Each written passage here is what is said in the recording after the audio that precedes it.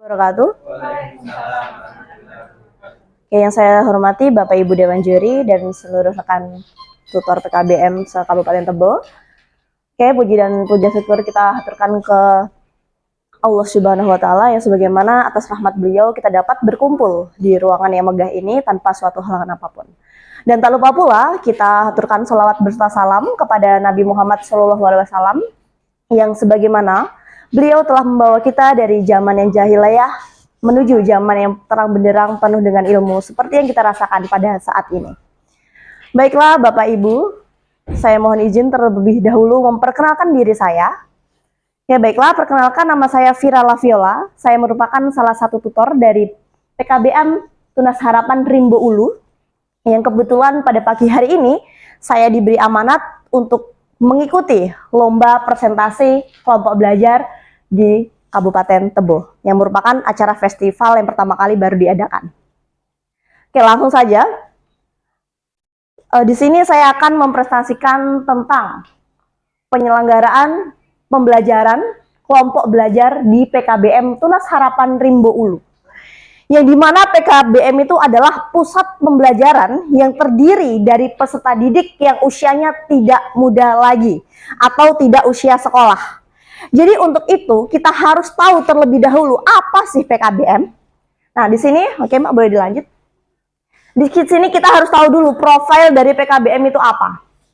Jadi untuk PKBM kami itu namanya adalah PKBM Tunas Harapan. Jenjang pendidikannya adalah Pusat Kegiatan Belajar Masyarakat atau kita sebut PKBM. Dengan nomor pokok P9984286. Kemudian status sekolah ini adalah swasta yang kebetulan terakreditasi B. PKBM Rimbo Ulu ini diketuai oleh Bapak Wais Tabaroki SPD yang beralamat di Jalan Cempaka, Desa Sukadamai, RT 03, RW 02, Desa Sukadamai, Kecamatan Rimbo Ulu, Kabupaten Tebo, Provinsi Jambi dengan kode pos 37553 dan kemudian kita memiliki email PKBM Tunas Harapan Kabupaten Tebo @gmail.com. Tunggu, Mbak. Ulang. Oke. Nah, kita tahu dulu definisi dari PKBM itu apa sih? Biar orang-orang itu tahu. Bukan hanya sekedar masyarakat mengetahui bahwa, oh, belajar paket, sekolah paket. Tidak. Kita harus memberitahu dulu kepada warga sekitar, apa sih itu PKBM.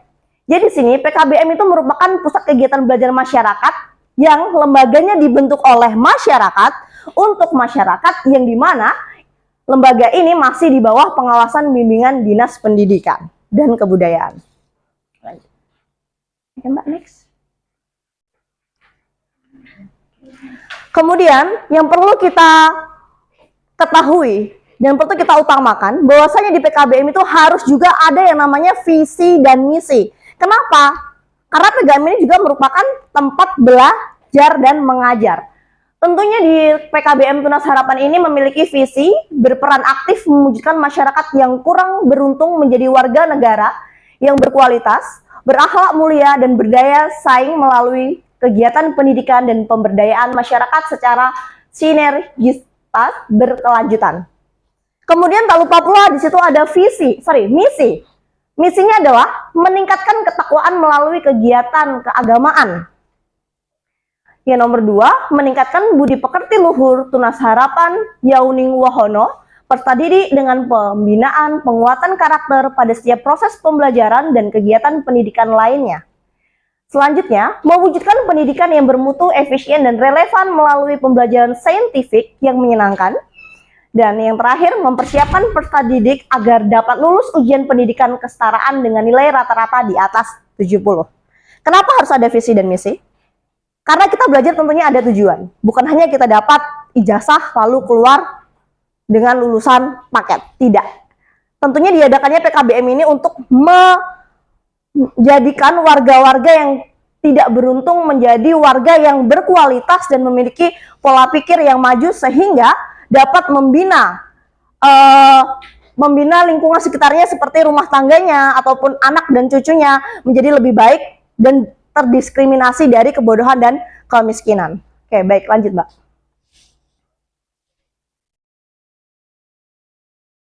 Oke, kemudian untuk pembelajaran, proses belajar dan mengajar tentunya kita harus memiliki sarana prasarana ya Bapak Ibu. Di sini PKBM Tunas Harapan ini memiliki 3 ruang kelas, kemudian labor komputer, ruang kepala sekolah, ruang tutor, gudang las, laptop, infocus, printer, dan alat tulis yang untuk menunjang kegiatan belajar mengajar.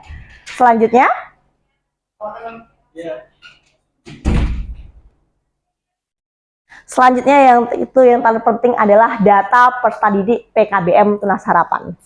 Baiklah Bapak Ibu, di PKBM Tunas Harapan ini terdiri dari 3 paket, yaitu ada paket A yang setara dengan SD, kemudian paket B yang setara dengan SMP, dan paket C yang setara dengan SMA. Masing-masing paket ini tentunya memiliki warga belajar yang usianya tidak sama. Meskipun dia paketnya A, yang kita katakan SD, bukan berarti usia mereka adalah usia produktif sebenarnya anak SD. Tidak. Di PKBM kami, pada paket A ini terdapat 109 peserta didik yang dimana memiliki beda-beda jumlah umurnya. Ada yang memang usia produktif sekolah SD, dan tapi lebih banyaknya adalah usia yang sudah menengah ke atas. Sudah tidak layak lagi SD seharusnya, tapi bagaimana? Kita tidak bisa langsung naik ke paket C ya Bapak Ibu, tentu harus jalannya, ada jenjangnya. Mau tidak mau harus mulai dari bawah. Tapi itu bukan menjadi suatu masalah, karena kita menuntut ilmu itu tidak memandang bulu usia atau siapapun dia. Kemudian di paket B, seperti itu juga paket B. SMP, bukan berarti warga belajarnya itu usianya usia produktif anak SMP, tidak. Di situ ada juga yang usianya sudah hampir berkepala 4 juga ada. Nah, jadi dan paket C juga seperti itu. Tidak semuanya warga itu berusia anak sekolah SMA, tidak. Di situ juga usianya bermacam-macam. Ada yang memang putus sekolah dari SMP kemudian melanjutkan sekolah paket C. Ada yang memang dia sudah tua, sudah putusnya beberapa tahun silam kemudian kembali lagi untuk melanjutkan pendidikannya. Oke, lanjut.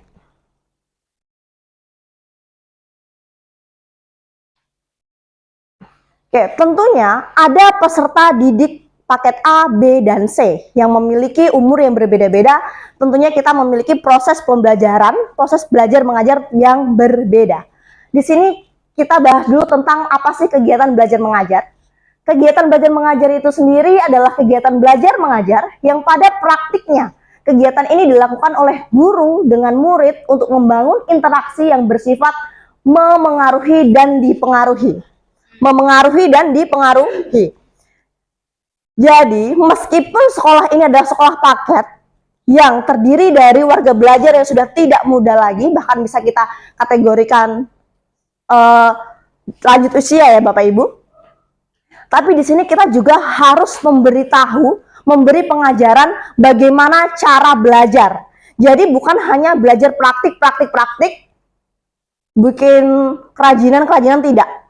Di sini kita juga harus memberitahu dan memfasilitasi yang namanya belajar tatap muka di dalam kelas, seperti yang ada di gambar ini. Nah, gunanya untuk apa? Menyampaikan ilmu-ilmu sosial, nilai-nilai agama, kemudian mata pelajaran yang lainnya, agar peserta didik ini tahu.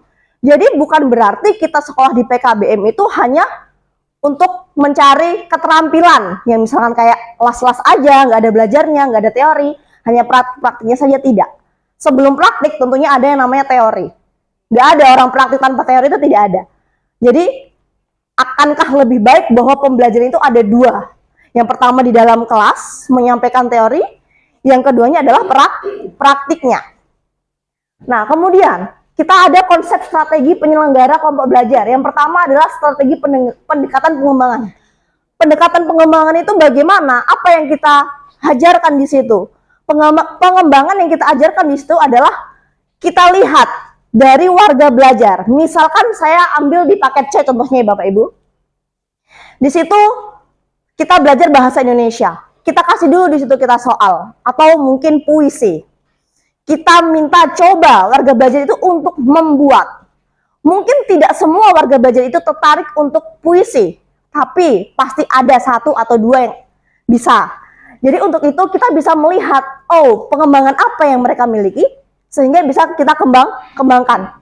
Kita bisa ikut sertakan dalam perlombaan, yang gunanya sendiri untuk peserta didik tersebut bisa untuk membimbing anak cucunya di rumah. Ya, kita kan belajar di PKBM ini kan tujuannya untuk apa? Yang tidak tahu menjadi tahu. Ya, kalau misalkan kita tidak pernah belajar, kemudian kita punya anak nih contohnya, anak kita bertanya kepada kita tidak pernah belajar, kita bisa jawab tidak. Tapi ketika kita bisa mengikuti di PKBM, insya Allah adalah lontaran jawaban itu, entah pendek ataupun panjang. Oke, lanjut Mbak. Oke, di sini saya akan mencontohkan salah satu mata pelajaran yang ada di PKBM Tunas Harapan. Itu kebetulan tutornya itu saya sendiri, saya merupakan tutor bahasa Inggris. Tadi saya katakan bahwasanya warga belajar PKBM itu tidak semuanya usia produktif. Maka dari itu, kita harus menyadari bagaimana cara mengajar di usia yang 30 tahun ke atas, bagaimana yang 20 tahun ke bawah, bagaimana yang usianya 10 tahun. Ya, jadi di sini ada yang namanya pembelajaran bahasa Inggris. Nah, biasanya kalau saya mengajar di dalam kelas bahasa Inggris itu, saya awal memberikan sebuah catatan yang beserta maknanya. Bahasa Inggris itu kan susah ya Bapak Ibu, ucapan, tulisan itu berbeda. Jadi karena kita melihat dulu usianya di paket C itu kan sudah tidak mudah lagi. Saya berikanlah dulu tulisan beserta maknanya. Kemudian saya kasih waktu beberapa menit untuk warga belajar tersebut menghafal apa yang sudah mereka catat. Gunanya untuk apa? Untuk agar mengasah daya ingat Bapak Ibu warga belajar tersebut. Setelah itu, saya kasih waktu 2 menit, saya beri nama dengan kuis. Kuisnya apa? Kuisnya adalah catatan yang tadi saya berikan, saya kasih kembali ke warga belajar tanpa mereka melihat catatan untuk dapat menjawab. Nah, nanti saya nilai di situ. Oh, mana warga belajar yang daya ingatnya masih bagus, yang kurang, dari yang standar. Kita tahu. Namanya kita menilai warga belajar yang usianya tidak lagi produktif. Jadi kita harus sabar mengajarnya. Jangan disamakan, kita cuma ceramah itu tidak masuk. Nah, setelah itu, lanjut Mbak. Setelah itu, nanti di jam keduanya, saya memberikan lembar kerja. Lembar kerjanya apa? Lembar kerja ini saya buat untuk peserta didik dapat mengisi apa yang mereka catat tadi, mereka masukkan ke dalam lembar kerja ini, yang tujuannya untuk mendapatkan nilai dan untuk melihat kemampuan para peserta didik tersebut. Jadi nanti soalnya itu bukan cuma soal kita kasih terus di papan tulis, kemudian dikerjakan peserta didik, itu tidak. Kenapa saya buat worksheet kayak gini? Itu supaya menarik perhatian peserta didik dan memberikan rasa penasaran agar peserta didik itu selalu mengulik apa sih bahasa Inggris. Ya, lanjut.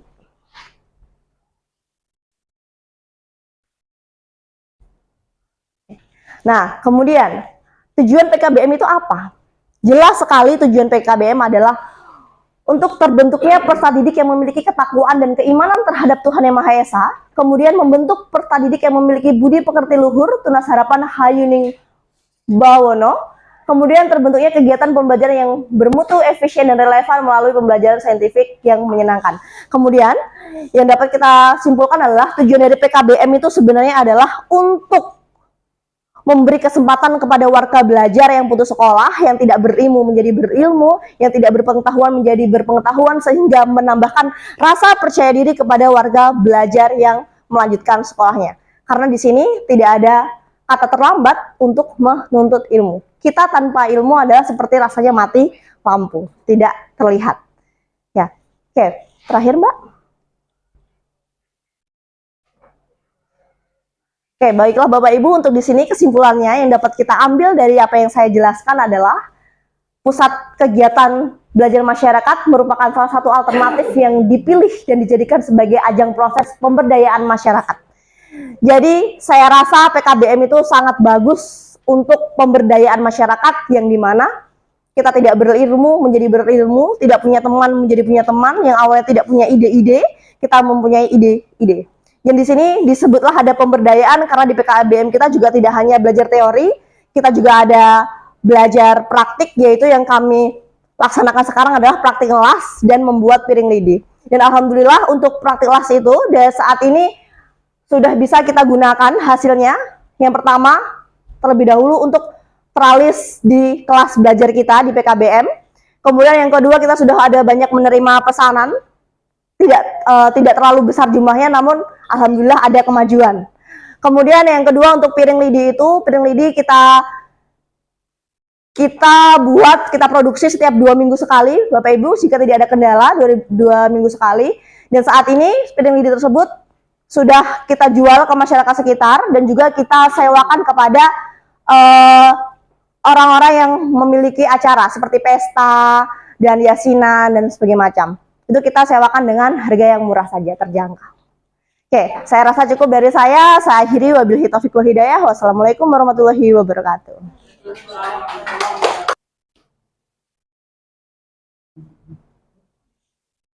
Terima kasih, Bu. Ya. Luar biasa sudah menyampaikan hasil nyatanya ya. Iya. Ya, presentasinya. Di sini kami cuma sedikit melihat hambatan yang pernah Ibu alami, yang sudah Ibu alami dalam melaksanakan proses kegiatan pembelajaran yang Ibu tampilkan tadi. Oke, tantangannya apa? Siap, Ibu. Menghadapi orang-orang yang usianya tidak muda lagi. Oke, Ibu. Oke, Ibu, tentunya kendala untuk menghadapi itu kendala menghadapi peserta didik seperti itu pasti ada ya, Ibu. Oke. Ini pengalaman saya pribadi yang saya usianya lebih muda dari peserta didiknya. Jadi karena saya juga canggung, yang dimana di situ juga ada ibu dari teman-teman saya. Nah, jadi untuk kendala yang sering kita temui adalah yang pertama adanya waktu. Bapak Ibu tersebut bekerja. Jadi ketika kita kan melaksanakan 1 minggu sekali ya Bu, di hari Sabtu. Kadang ada yang izin, ada yang tidak izin karena bekerja, izin karena rewang, karena ada urusan keluarga. Sedangkan proses pembelajaran kita ini membutuhkan yang namanya absen juga. Tidak hanya formalitas kita belajar, tidak, kita juga ada absen di situ. Ketika absen beliau warga belajar tidak memenuhi, maka kita tidak izinkan untuk mengikuti ujian kenaikan kelas. Jadi kendalanya yang sering terjadi adalah yang pertama pertemuan. Yang kedua adalah pola pikir bapak-bapak dan ibu-ibu yang sudah lama tidak bersosialisasi, tidak berkumpul dengan kegiatan pembelajaran, kembali lagi berkumpul, mereka memiliki perbedaan pendapat, Bu, sehingga terkadang ini ada yang berantem di kelas itu. Tapi, ya ada. Tapi kita kasih strateginya gini, masuknya kayak gini, Bu. Kita buat suasana kelas itu tidak tegang. Kita buatlah suasana kelas itu seperti keluarga. Yang lambat laun mereka akan saling mengenal sehingga tidak akan terjadi lagi hal-hal yang kita tidak inginkan, seperti hal-hal yang berantem antara tidak sesuai pemikiran yang si A dan si B.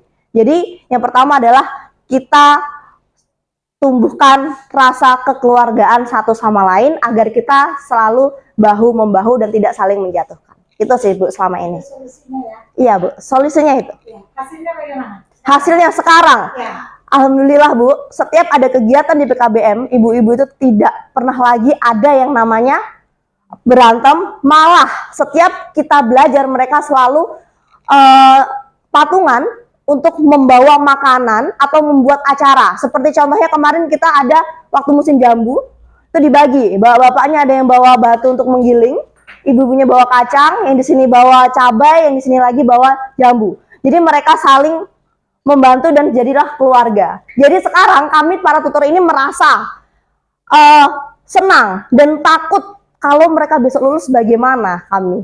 Kita sudah terlalu nyaman di situ. Menyenangkan Bu.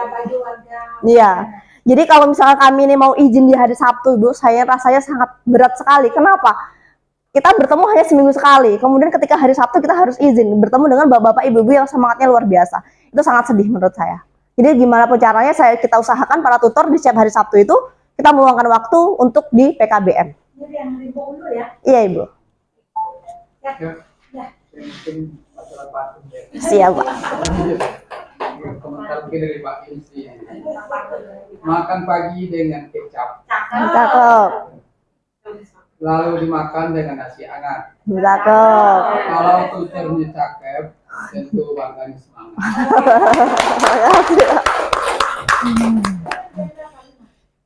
Kemudian berapa? 5, Bu. Jalan tiga. Ya, jadi Ya nggak apa-apa.